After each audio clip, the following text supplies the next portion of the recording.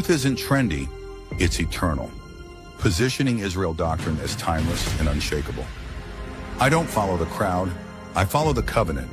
Separates the movement from popular culture. The streets talk, I correct them. Asserts authority and credibility in debates. Israel doctrine, where facts cut deeper than feelings. Appeals to logic over emotion. If it's not scripture, it's just opinion. Keeps focus on the Bible as the foundation. I'm not here to be liked, I'm here to be right. Bold, confident tone that builds respect. This isn't religion, this is restoration. Shifts the brand from dogma to revival of truth. Peace, everyone. Tribute to DJ K. Slate, April the 1st, 2023, under the Drummer King legacy. Because all this stuff that people doing is all about legacy. So let's hear. What's good, people? Welcome back. My name is Mr. Khalil Amani, and we're back to pay tribute to the late, great DJ K. Slay on this April 1st, 2023. For today, I said today, April the 1st, 2023, is the 10th anniversary of the alleged stabbing of Africa Bambaataa. 10 years ago, this April month, allegedly, Africa Bambaataa was stabbed by a young Spanish man for allegedly date raping him. But I want to pay my respects and tribute to the late, great DJ K. Slay. Rest in peace. For I am pushing the narrative and the message that the late, great DJ K. Slay is the unsung hero in this Africa Bambaataa narrative. Well, you ask, why do you say that? Again, DJ K. Slay, rest his beautiful soul, is the unsung hero in this Africa Bambaataa outing, in this Africa Bambaataa deconstruction, in this Africa Bambaataa undoing. That's right. For it was DJ K. Slay, nationally and internationally recognized DJ, Hot 97 radio personality, Sirius XM radio personality, Straight Stuntin' Magazine CEO. For it was DJ K. Slay being the first person of note, the first person in the industry to begin to dismantle the man we know as Africa Bambaataa, and he did it through me, Khalil Amani. And so what I want to do, I want to start off by reading the very blog that DJ K. Slay asked me to write about the stabbing of Africa Bambaataa in 2013.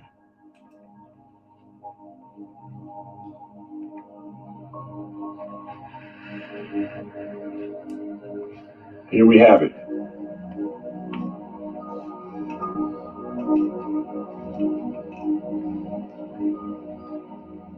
The article was called Africa Bambaataa, Gay and Date Raping, Sent to Street Sweeper ENT at AOL.com.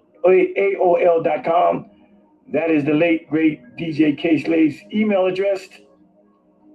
And it was sent on Tuesday, April the 2nd, at April the 2nd, 2013, at 8:06 p.m. The title is called Africa Bambaataa, Gay and Date Raping by yours truly, Khalil Amani. And let us read it.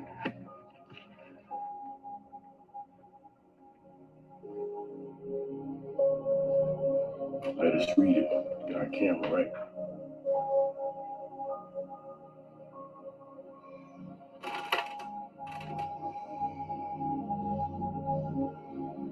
Africa Bambaataa, Gay and Date Raping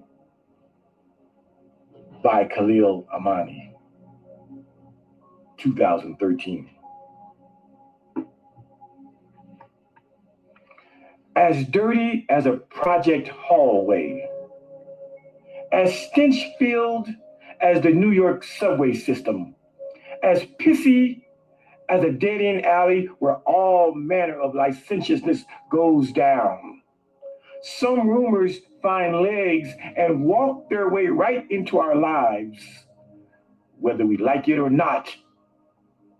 Such is the rumor that I've been hearing regarding one of hip-hop's iconic figures over 3 years.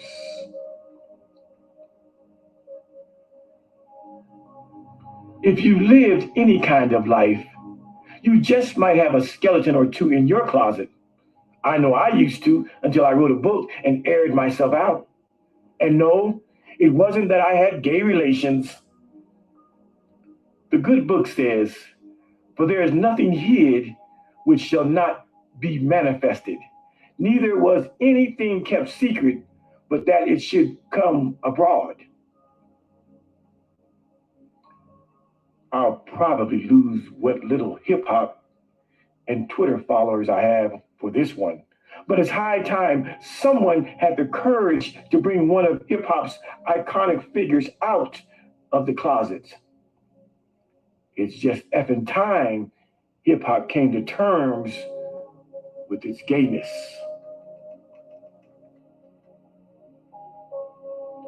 The grapevine, the wire, gossip, hood speak has been whispering about Africa Bambaataa over the years, saying that, allegedly, he is gay and likes young guys / teenage boys.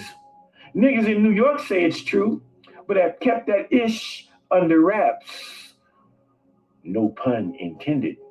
For the sake of rap music, hip hop is in denial and has been in denial for over 30 years.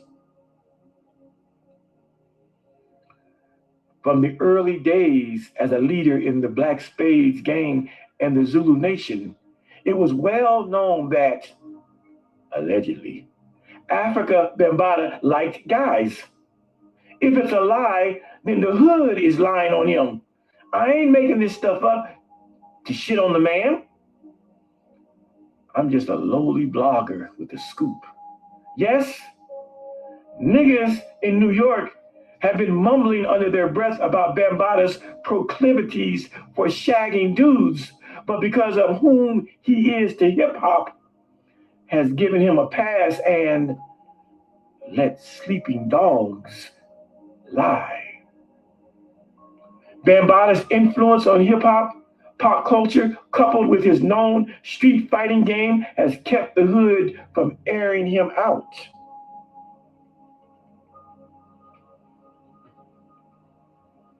Hip hop / rap has been hell on gays, lyrically speaking, never wanting the world to know that one of its founders is gayer than a motherfucker.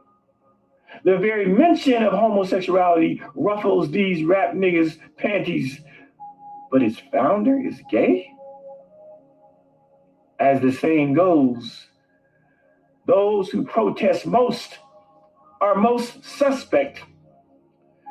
Perhaps that's why hip hop is so homophobic.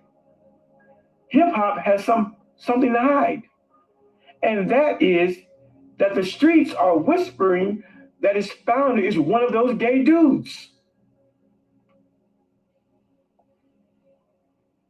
Now comes the most damning rumor. That is, Mr. Bambaataa was recently stabbed. Why?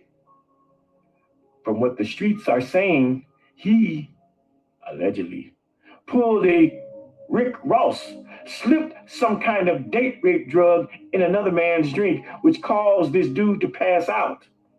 When this dude woke up, he found Africa Bambaataa on bended knee, giving him oral copulation, performing fellatio, sucking the young man's dick. This cat put that steel blade to Bambaataa, I'm being told.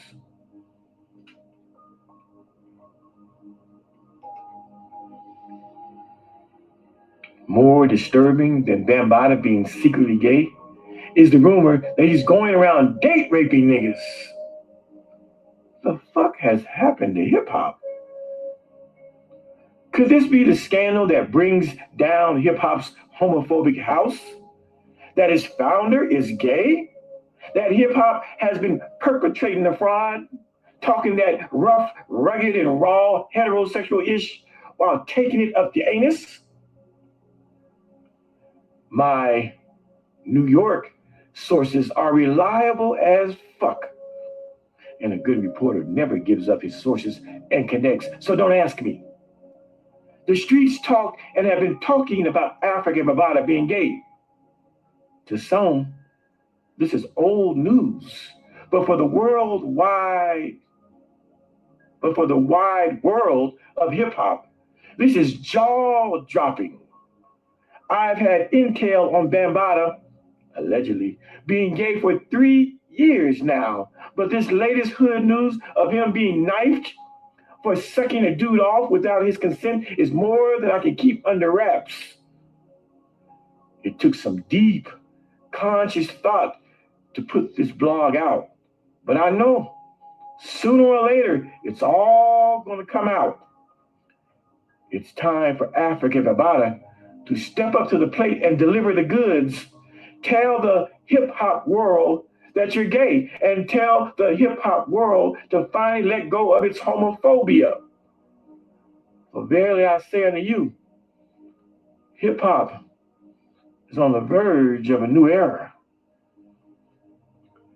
And there you have it, people. That is the article that I wrote in 2013. All right, let me turn the camera around and we'll get to talking. See my backyard?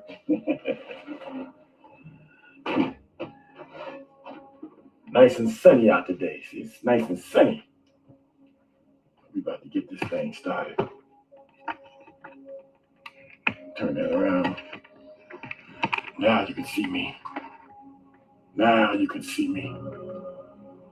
All right, let's get set up here. Got my water. I got my Casely. Hat on. I'm gonna back up because I'm rocking the shirt. Straight Stunting magazine. That's what we doing.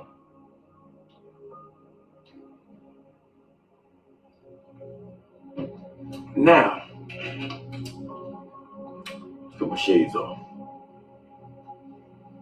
Let's get to it.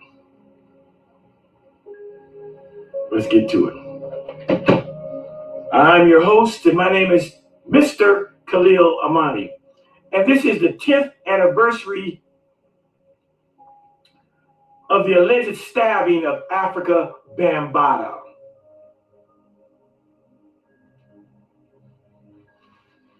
And you are looking at the man who set this stuff in motion. Again, we're talking 2013, not 2016. And I want to say on this 10th anniversary of the Africa Bambaataa stabbing, this will arguably be the last time that I speak on this subject and go over the details of my involvement in the Africa Bambaataa narrative. Frankly, I'm kind of tired of talking about this. But I'm doing it to keep the narrative strong, keep it alive, and let people know. And I'm doing it for my good friend and my co-worker, the immortal and incomparable DJ K. Slade.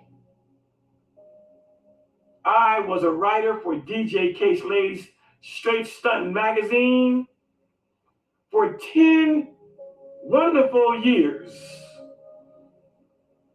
That's how I got the story. Now, before I go into this story, let me tell you what I was doing in 2013 in case you think I didn't have no life before the Bambaataa story. I said, let me tell you what I was doing in 2013, lest you think that I'm a clout chaser and I'm looking for fame and fortune, and I was looking to, get in to the hip hop's inner circles and all of that jazz. Well, what was I doing in 2013? Number one, I was writing for the world's most dangerous hip hop site, allhiphop.com. If you don't know, I said I was a staff writer for arguably the most respected hip hop site in the world, allhiphop.com. I was writing hella editorials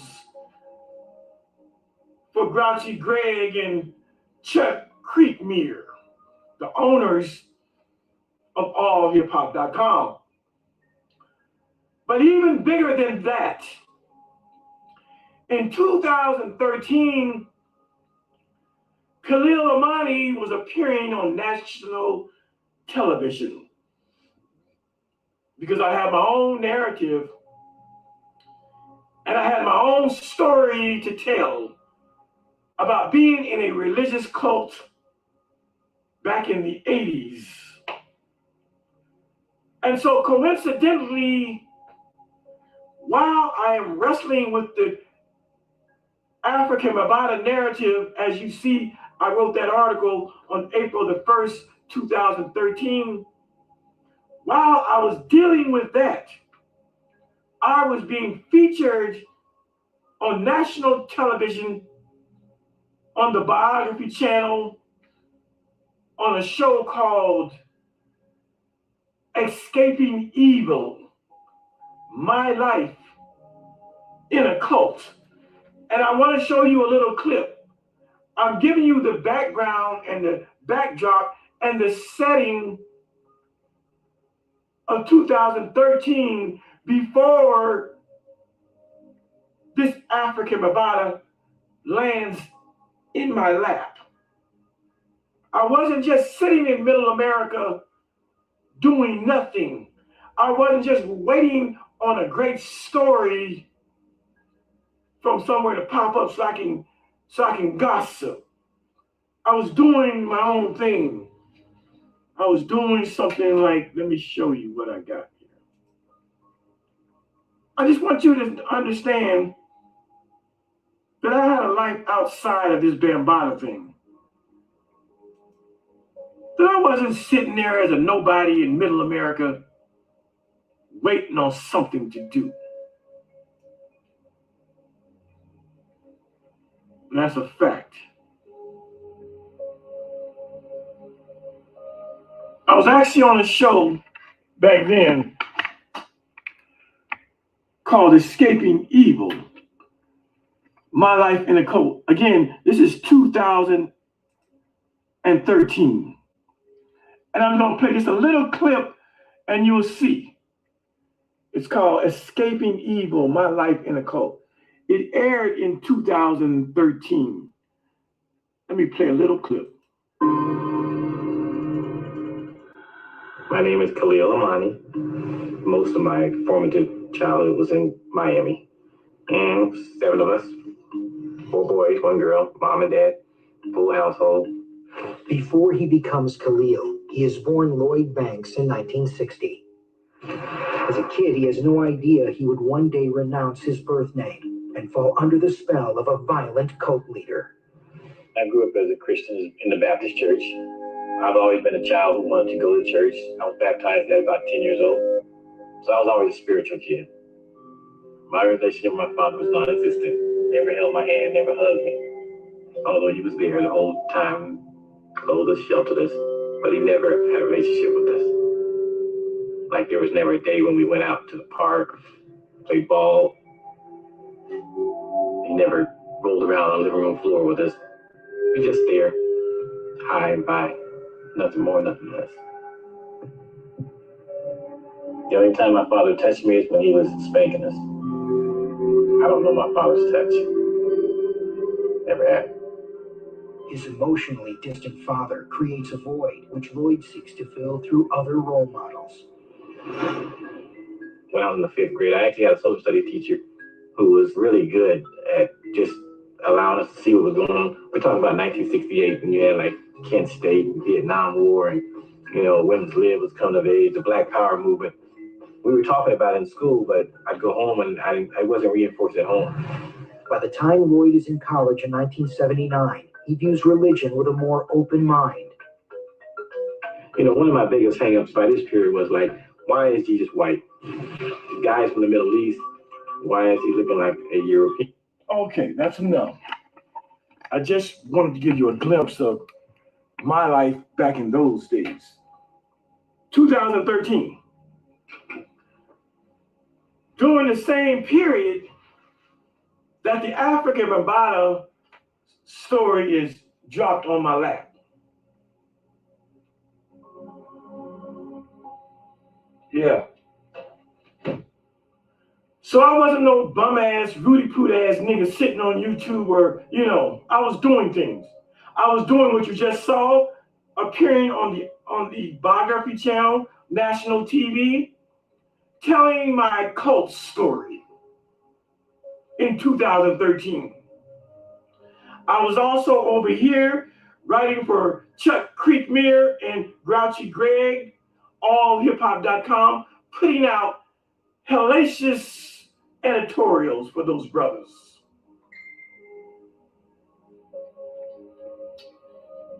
I had a life.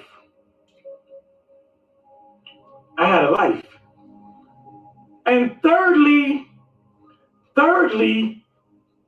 I was writing for DJ K-Slay's Straight Stuntin' magazine. I had started writing for them in late 2008.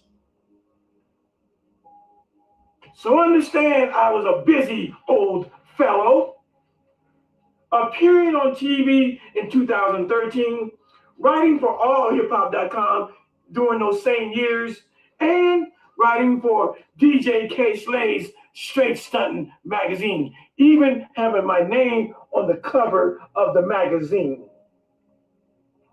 Mano on the front cover, Busta Rhymes on the back cover, and Khalil Amani on the back cover. I was popping. I'm talking about the late, great DJ K-Slay's magazine. I was popping in hip-hop circles, as well as I was popping in mainstream media. That's who I am. I am not your Rudy Poot ass every day fire at my computer YouTuber. I was really in the thick of the shit. I was dealing with the Bambaataa story in 2013, and I was dealing with my own narrative, my own story, my own life, where I have a great story that I was trying to tell to whoever will listen. So in 2013, that was my third national TV show, going back to 1988 when I was on CBS's West 57th Street. In 2010, when I was on the biography channel, I Survived a Cult.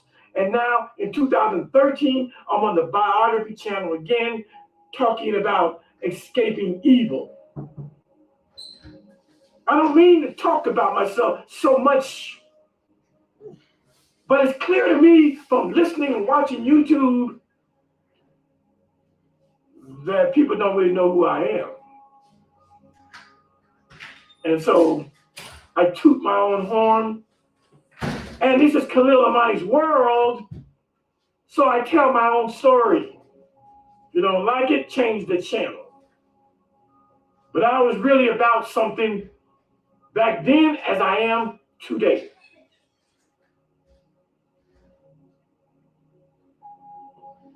And so, people, it was 10 years ago today, April 1st, 2023, which is when I'm making this video. It was April 1st, 2013. I believe it was a Monday night, somewhere between 10 and 11 o'clock at night.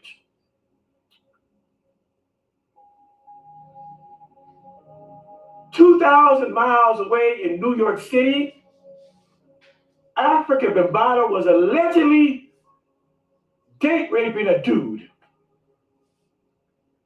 Now, when you listen to my article, it's clear that I'm not really focused in on pedophilia at that time. At that time, people were talking about who's gay in hip hop, who's not. Another brother before me had written a book called Hiding in Hip Hop. Terrence Dean, I believe his name was. Today, he is Dr. Terrence Dean. He was an industry insider who had written a book called Hiding in Hip Hop, or Not Hiding in Hip Hop, or something like that. Hiding in Hip Hop. And back then, you had the Wendy Williams, and you had all of these people. You had the different YouTubers and different people who were speculating that P. Diddy was gay and that this person was gay and that person was gay. So it was under that umbrella. It was in that scenario in which my article came out, where I wasn't really looking at Bambaataa as a pedophile, because for all intents and purposes, I didn't know the age of the dude that had allegedly stabbed Bambaataa. I didn't know his age. I believe the New York State statute of age of consent in New York is 17. So the guy might have been of legal age. He might have been 17, 18, 19, 20, however young he was. And he might have been 14, 15, 16. But because I didn't know, as I don't know today, the age of the gentleman who allegedly stabbed Bambaataa, and because also I'm a gay rights advocate, more specifically a gay rapper advocate, more specifically, where's my book? Where's my book? Where's my book? Where's my book? Where's my book? Where's my book? Yeah. More specifically, having written the first book about homophobia in hip hop way back in 2007, that explains the angle that my article comes from. That was 10 years ago. We are more advanced now. We understand that it's not about African Bambaataa simply being a gay LGBTQ or SGL brother, the same gender loving brother, that's not the issue no more. Back then, that seemed to be the issue, just Bambaataa being gay. I said Bambaataa being gay in 2013 was a big hoo-ha. We hadn't yet honed in on the fact that this dude might be a pedophile. I'm explaining that for people who are wondering, why does my article seem to talk about Bambaataa being gay, and not Bambaataa being a pedophile. Because back then, we weren't really honing in on that. And when the story was given to me, it wasn't given to me under the umbrella, under the shading of Bambaataa being a pedophile. It was given to me, Bambaataa was a gay dude. And that's why you don't see the word pedophile in my argument, in my article. We had not yet looked at it just that deep. And so while YouTubers today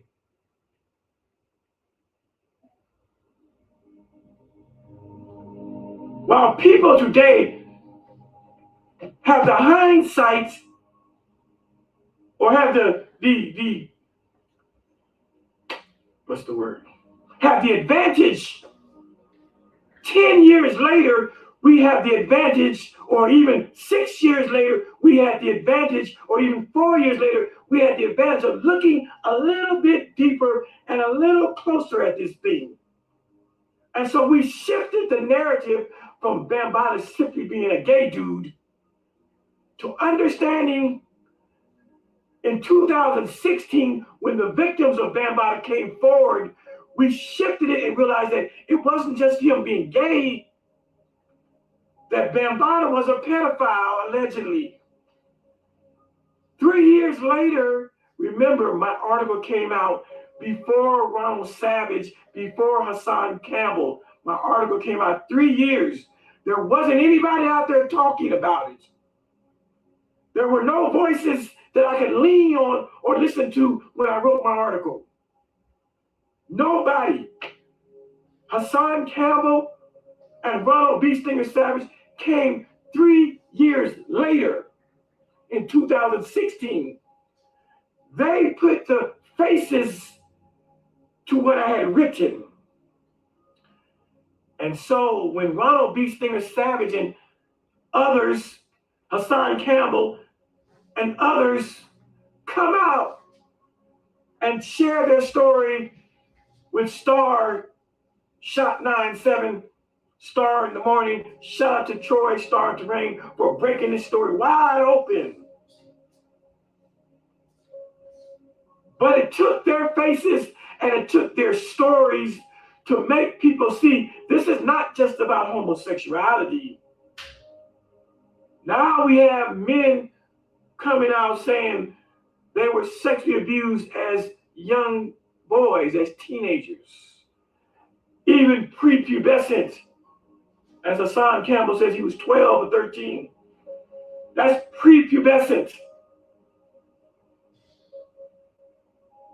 So I just want to explain to you all why my article doesn't say pedophilia. Because honestly, in hip hop circles, when we talk, the Hip Hop Weekly magazine and the Source and the Vibe and, the different people that were talking, the different talking heads, the different people on radio, the dude who wrote a book about gays in hip hop, the focus was not on pedophilia in 2013 and before that. The focus was about who is gay in hip hop. Is P. Diddy gay? Everybody was looking for a smoking gun. Everybody was trying to figure out who was gay. And so when I write my article in 2013, it's written in that same vein. No one's talking pedophilia. People are talking who's gay in hip hop. Which rapper is gay in hip hop? And so when I write my article, I'm writing from that time period and that frame of reference and that mindset. You understand? Nobody had come out on Bambaataa just yet. All I had was a scoop about a story about a stabbing. No one knew the age of the young man. And as a gay rights dude, as someone who had advocated for gays and lesbians and transgenders to be heard on mainstream media, to have their music played on the radio, that was my position, that Bambaataa should come out and admit that he's gay. I didn't have the information about the pedophile stuff just yet. Although I was told that the man that Bambaataa allegedly molested, that he was young. Young doesn't mean pedophile. And if you want to get even more technical,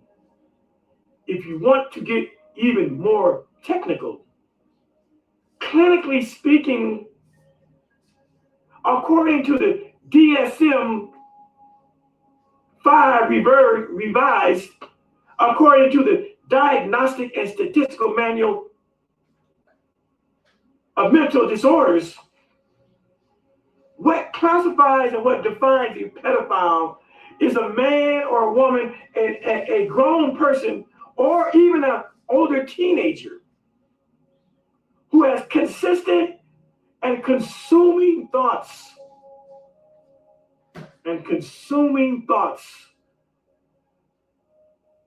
of having sex with children who range between the ages of 10 and 13. That is the definition, that is the clinical definition of what a real pedophile is. And because I'm not a doctor, I cannot diagnose, because pedophilia is an actual clinical diagnosis. Although we throw the word out there, I said we throw the word out there all the time. We throw the word pedophile out there like running water, never having looked up the word and get a real clinical definition. And some of us, and most of us, don't know that pedophiles can even be teenage children. A pedophile can be a 16, a 17-year-old. Did you know that? You thought pedophilia was only adults messing with children, but that's not the definition of pedophilia. The definition by clinical terms, according to the APA's, the American Psychological Association's Diagnostic and Statistical Manual of Mental Disorders, aka DSM #5 revised, the clinical definition is a man or a woman, is anyone from 16 to 100 years old who's got a fixation, a sexual fixation and urge to have sex with prepubescent children. That's from 10 to 13. Pedophilia is about the age range of 10 to 13. Pedophilia is not even dealing with children 8 or 9. There's a different definition for that. But we don't read, so we just throw words out there.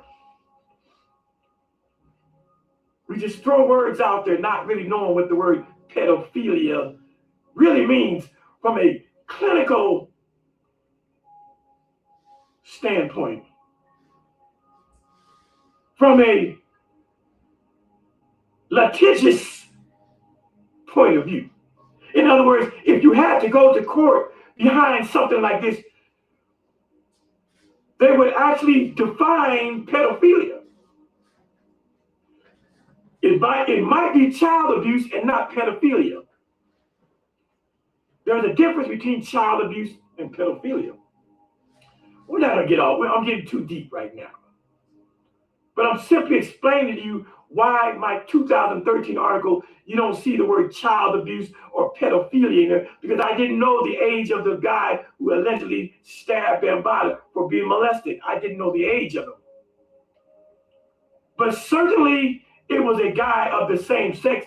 It was another male. So at the very least, we could say that African Bambaataa was a homosexual. He might be a child molester, and he might be a pedophile. But we didn't have that information in 2013. We had the information that the person that Bambaataa molested was of the same gender. That's for these people today who want to say, you're trying to make Bambaataa part of the gay community.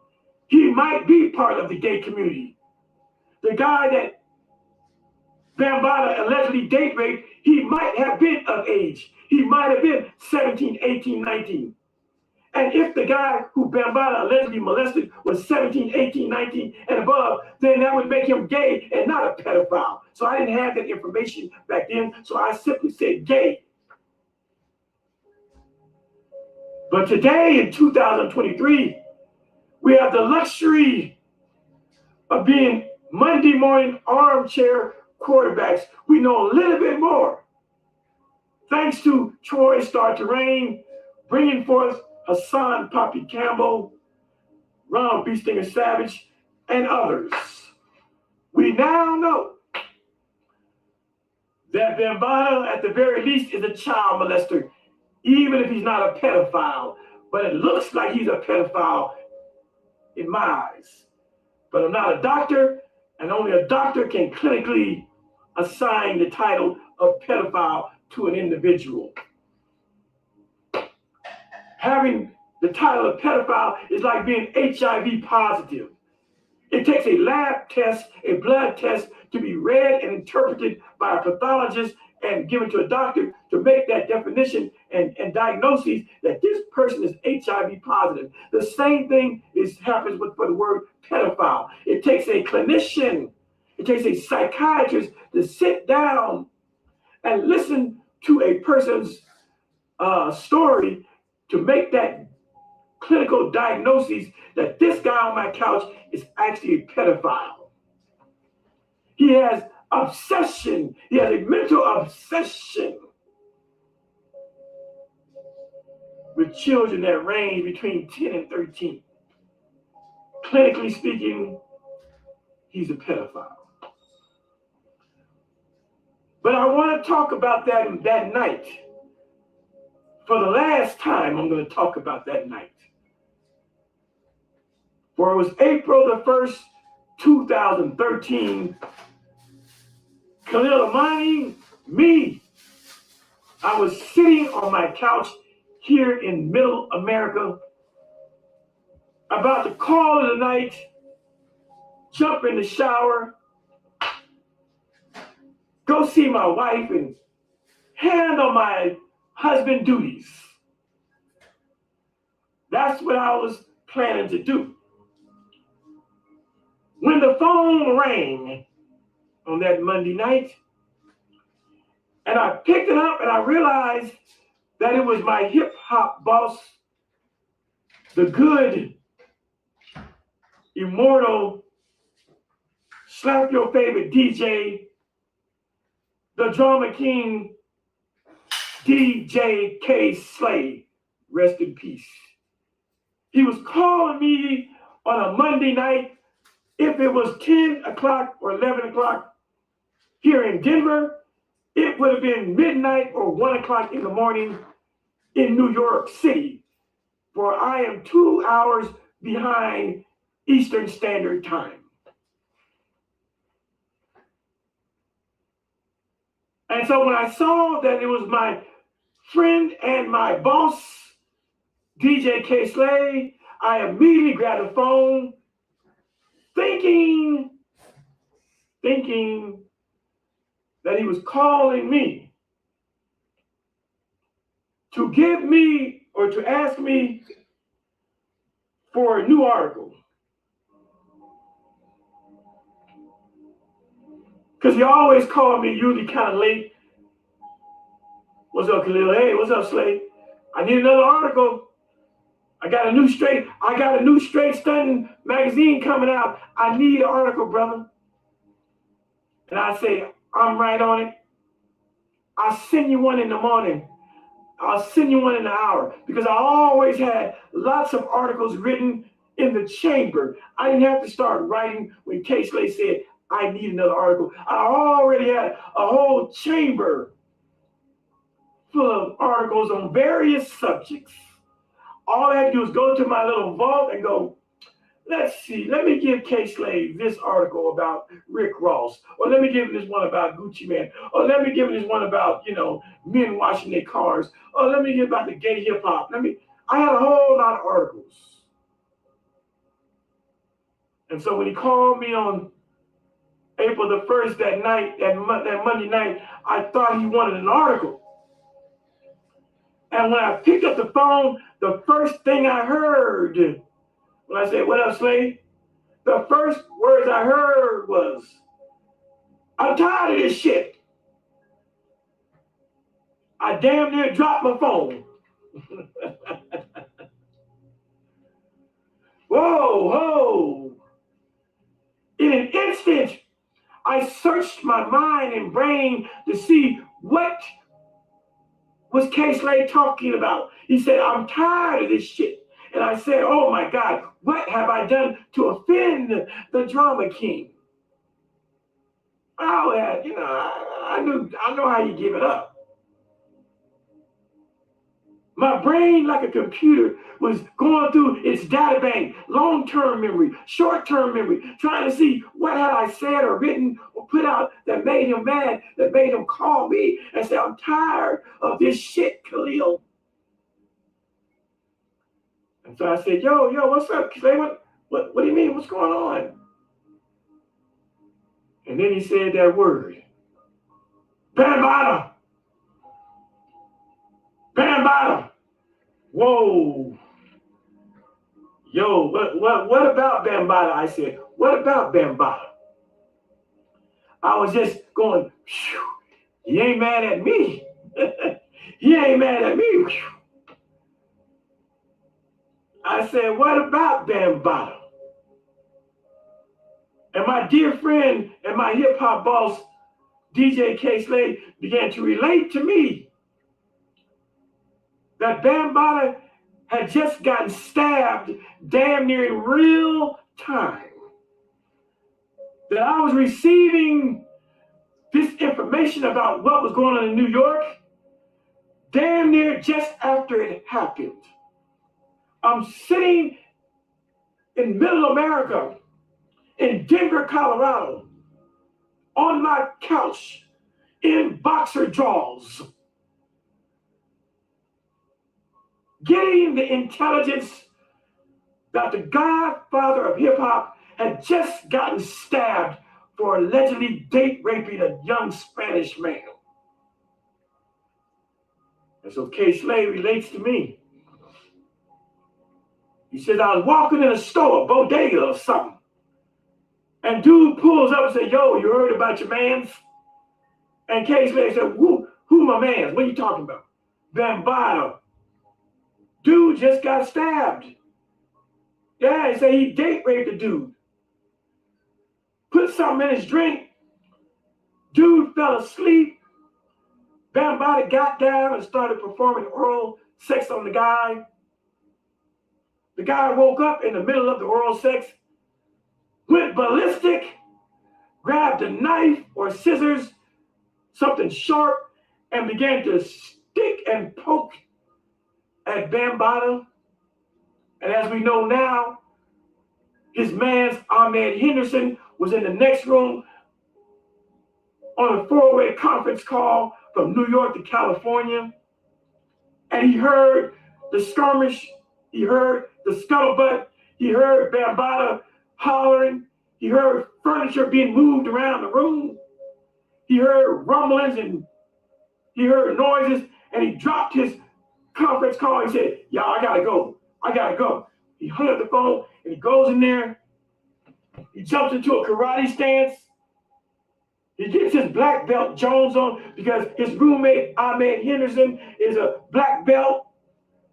He gets down in a Kibadachi stance, I don't know, maybe a crane, and begins to, get ready. But the young Spanish man is too good. He's too quick.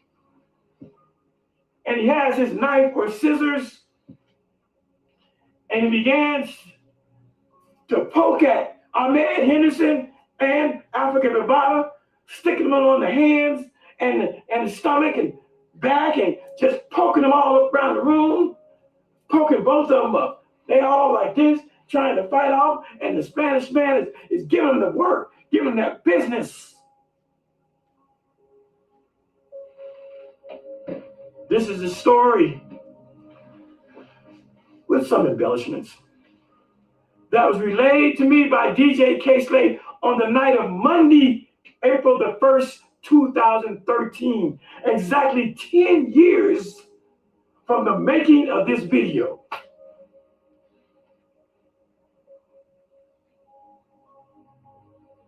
So DJ K-Slade called me. He wasn't just calling me to vent. I said DJ K-Slade wasn't just calling me to vent his frustrations. He called me for a mission. He said, Khalil Amani, I want you to write what I'm telling you and send it to me tomorrow. He said, I'm tired of Bambaataa. He said, this has been going on for years. It's time to put him out there. That's why I think I'm going to call this video DJ K-Slade, the unsung hero. The unsung hero. DJ K-Slade recognized that something had to be done about Bambaataa messing with the children.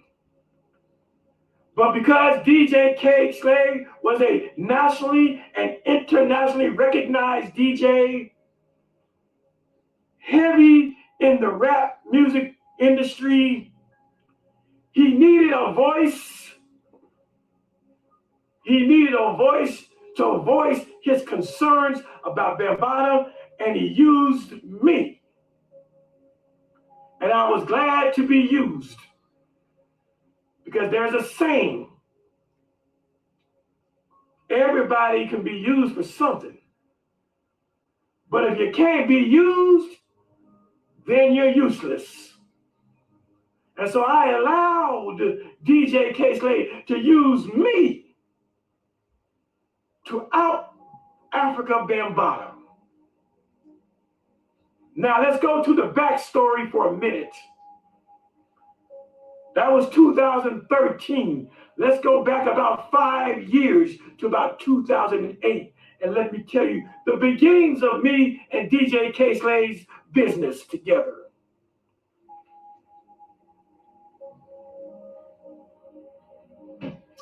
See where we at time-wise. You see, people, let me explain to you how me and DJ K-Slade became comrades, became boss and employee, became friends. Those of you old enough to remember the old MySpace days. Remember MySpace? MySpace was the joint before Facebook. MySpace. And back in those days, 2006, 7, and 8, and 9, MySpace had it going on. Anybody who was anybody was on MySpace, including the likes of DJ K-Slade and P. Diddy and Beyonce and all your favorite rappers, all your favorite singers. Anybody who was anybody was on MySpace along with the regular people. And so what I used to do back in those days is I would write articles, I would write blogs, and I would fish. I would write an article about something, and I would send it to people who I think might want to respond to me. I remember one time, P. Diddy responded to one of my blogs. It was simple, it was short, it was something like great writing, something like that. But, you know, for nobody like me, for P. Diddy to say great writing, that made my week. And so I wrote this article called Why Gay Hip Hop? I said, I wrote an article called Why Gay Hip Hop. I was asking the hip hop, the rap world, how come there ain't no gay rappers openly? Not allegedly, not I think he's gay, he might be gay. Why ain't there no gay rappers openly on the radio? Because as I said, a year before I met K Slade, I put this similar work out, Hip Hop Homophobes, a little 130-page book. I was on that type of time. And when I put this article out called Why Gay Hip Hop, I sent it all over MySpace. P. Diddy and this rapper and that producer, famous people. And I sent it to DJ K Slade too, knowing full well that most of the people I sent it to would reject what I'm saying. I sent it to K Slade. Knowing full well that he would never even respond to my no-name ass. I sent it to DJ K Slade knowing full well that he was too big to be talking to a man like me. But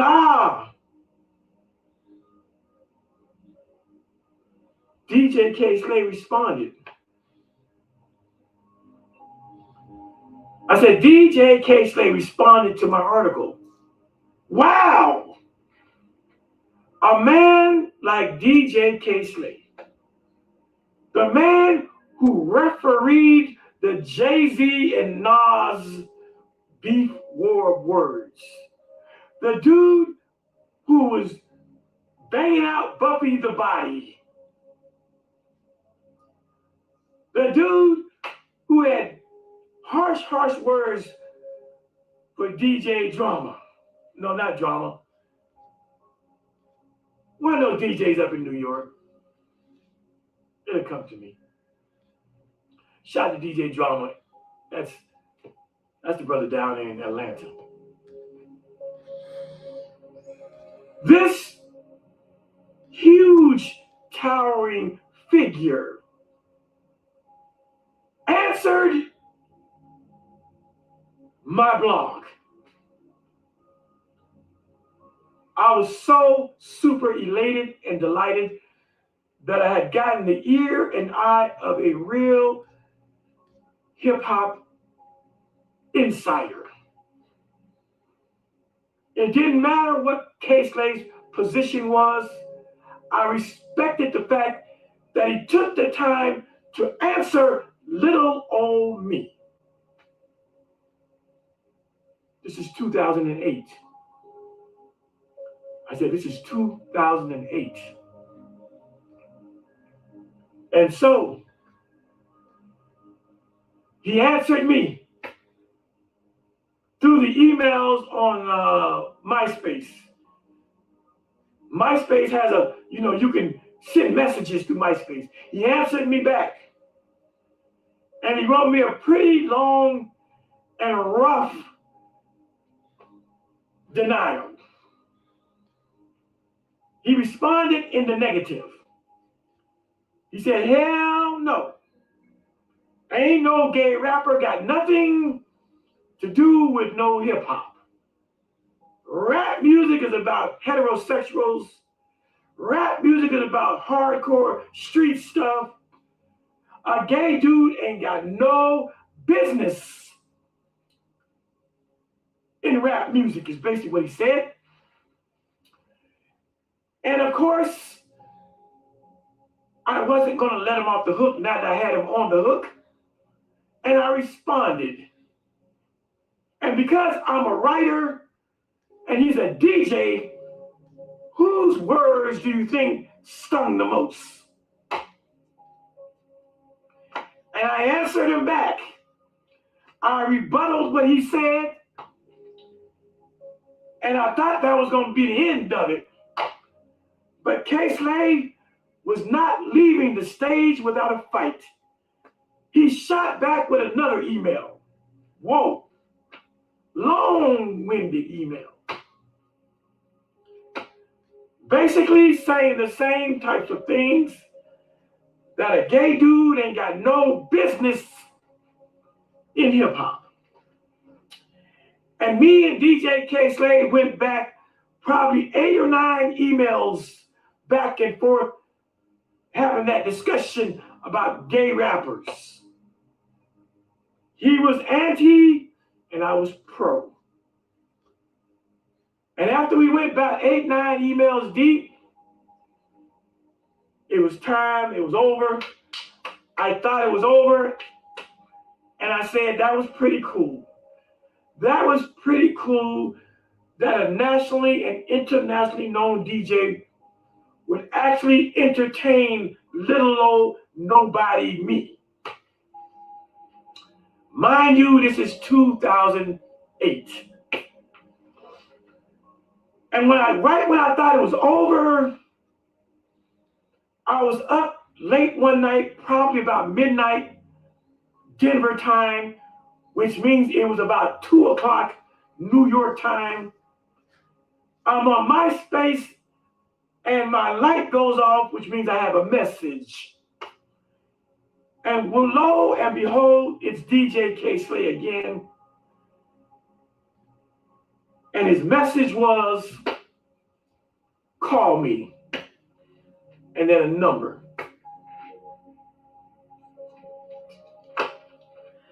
I said his message was, it was 2 a.m. in New York when he wrote the message to me saying, call me, phone number. Now, it's one thing to go email for email against the Drama King, but it's a whole nother ball of wax to get on the phone with the Drama King and hear that rapturous and roaring voice that he has. And I wasn't going to do it.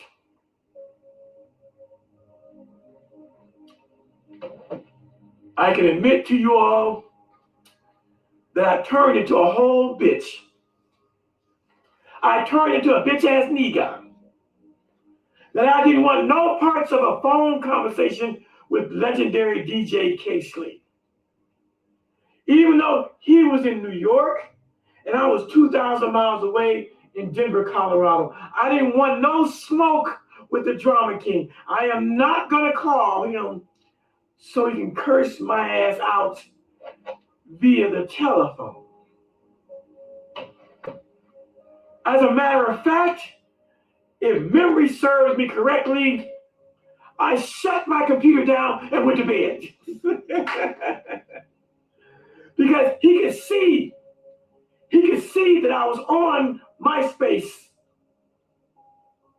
at the time. I shut it down. I didn't want no parts of it. And I was so shook the next day that when I turned on my computer and went to MySpace, I was shook to open up the app, the MySpace app, because I didn't want to see another message. And sure enough, there was another message from DJ K-Slade. And it simply said, call me, bro.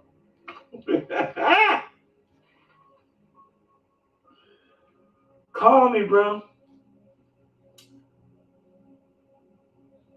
Now, mind you, I had time to think about this thing. And then I said to myself, I said, Khalil, stop being a bitch-ass nigga and call him. What's the worst that K-Slade can do besides curse you the hell out? But he's in New York. It's just words. Call him. So I mustered up the strength and I called DJ K-Slade a day or so later. I called. He didn't answer. I was happy. And then 10 minutes later, he calls me and said, goddamn. So I pick up the phone. I got my boxing voice on. I'm ready to box with this nigga because the nigga told me he ain't feeling what I'm talking about. So my mind is like this. My mind is like, ready. I'm ready, nigga. What? I said, hello, Khalil speaking.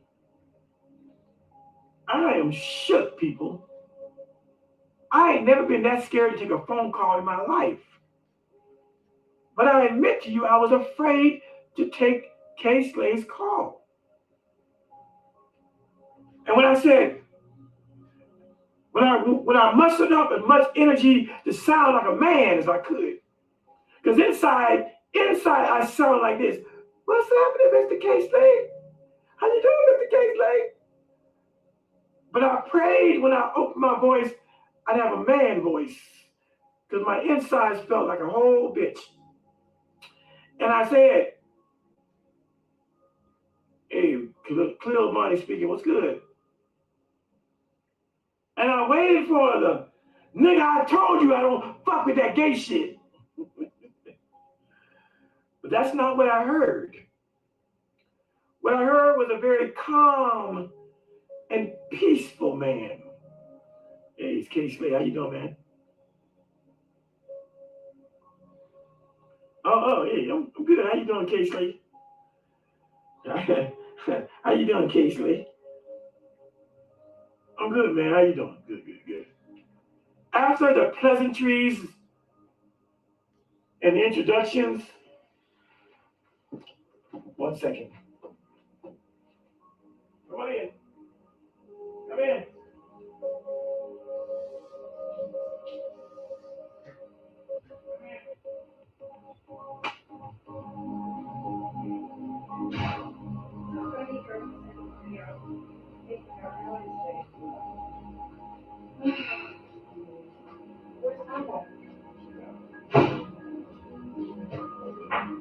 Do you have some fucking underwear? You can go back outside. Hold on. I'm in the middle of a video. Oh, God. Be right with y'all. Be right back. Hold that thought.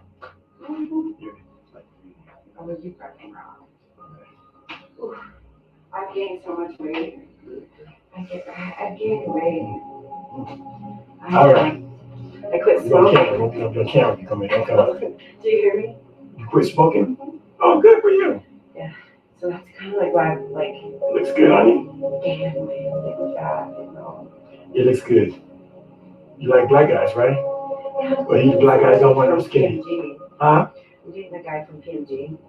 Okay. She's black, right? Okay, so you don't want no skinny ass white girl. But the guy, fucking like almost 3 Shh.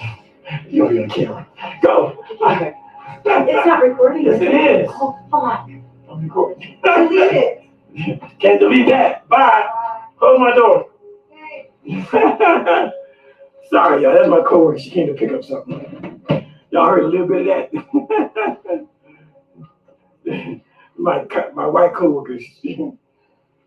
All right. We got to close this down. Okay. We got time. And so, where was I? Okay. Casely.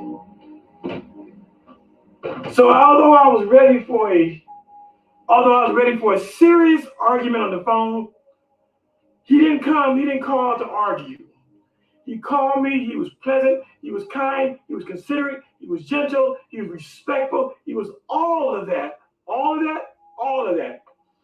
That drama king, that slap your favorite DJ, all that, that's a character.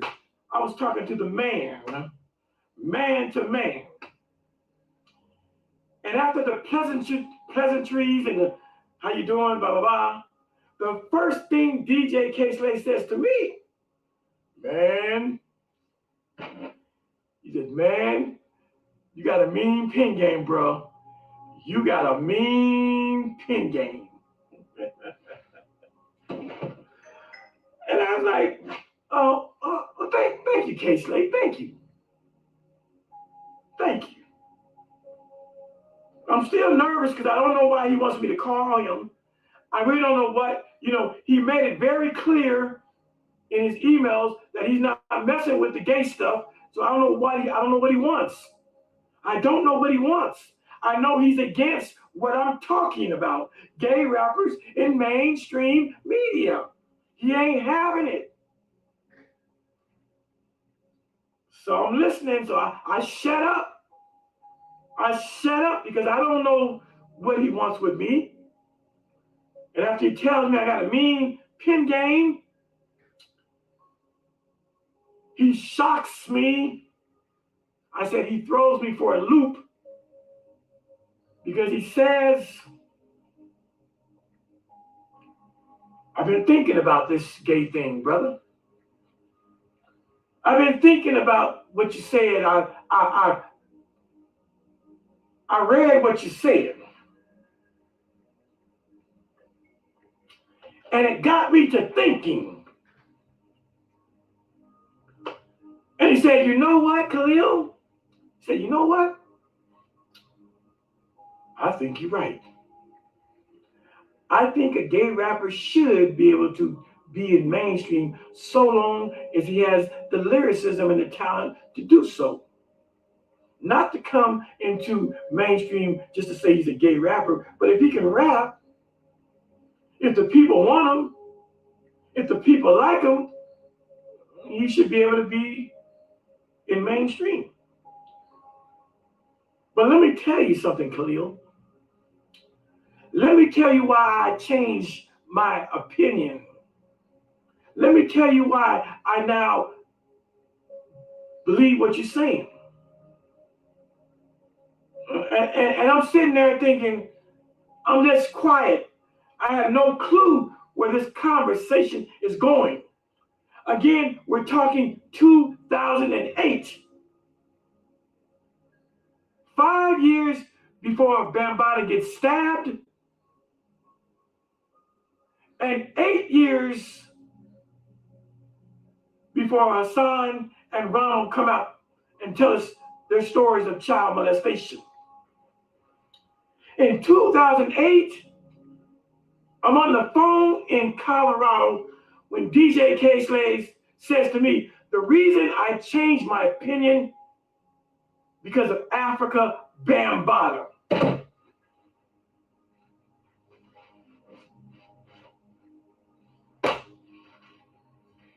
Now, when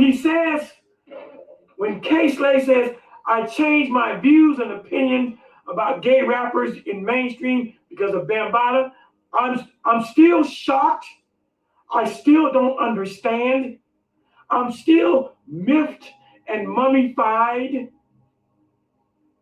I'm still thinking, what the fuck? I got a big old question mark hovering above my head because I don't know what Africa Bambaataa has to do with gay rappers. I know who Africa Bambaataa is prior to all this. I remember dancing off of Planet Rock many times in a nightclub. I knew that Africa Bambaataa was the founder of the Zulu Nation. I knew that Bambaataa used to be in the Baby Spades or the Black Spades, was a gang member. I knew all that. But I couldn't make the connection. When DJ K-Slave says, I changed my mind about gay rappers because of Bambaataa, I didn't understand the connection. So I shut up and I continued listening. And what came next from DJ K-Slave was, well, you know Bambaataa used to be in the Black Spades. I said, yeah, I know that. I know that's Slave. And you know he's a member of the Zulu Nation, right? He's the founder of the Zulu Nation. I said, yeah, I know that, yeah. You know he got a pretty good, Bambaataa got a pretty good street reputation, fisticuff, fight game. Yeah. I mean, if he's in a gang, I assume he probably can fight a little bit. Yeah, I got you. K-Slave is prepping me.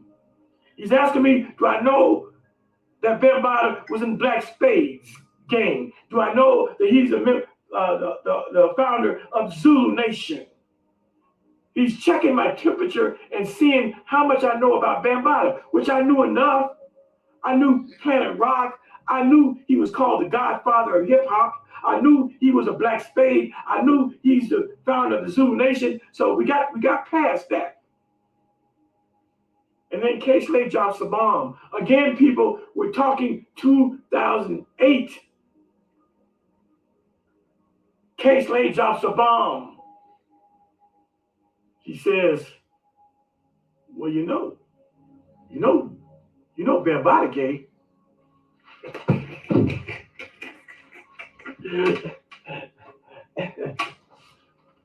I said, K-Slade said, well, you know Bambaataa gay. Jesus Christ. Jesus H. Christ.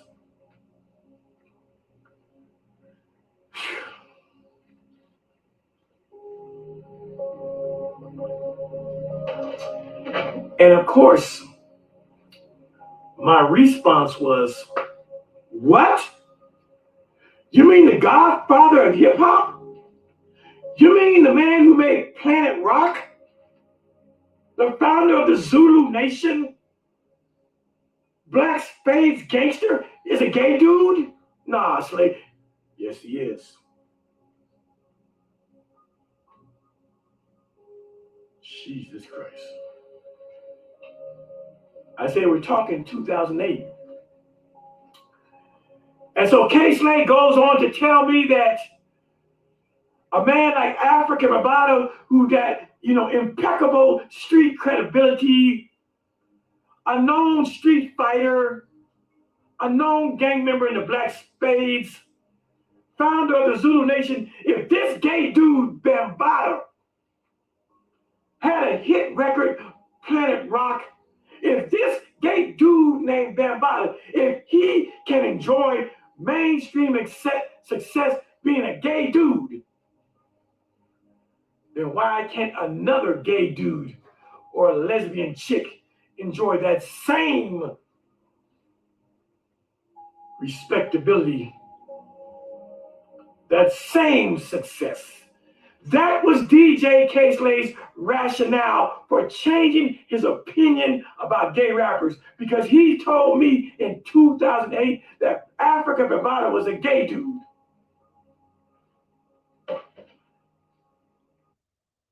That's it, people. Now you know why gay was really put in the title. Now you know. Just take your time, go back and listen to it. You know what I'm saying? And really pay attention to what he tell you. 2008, he knew that Bambaataa liked little boys. But I didn't have no information saying that he was. You had the information. But with that said, like, subscribe, hit that notification bell to be notified when we do something else.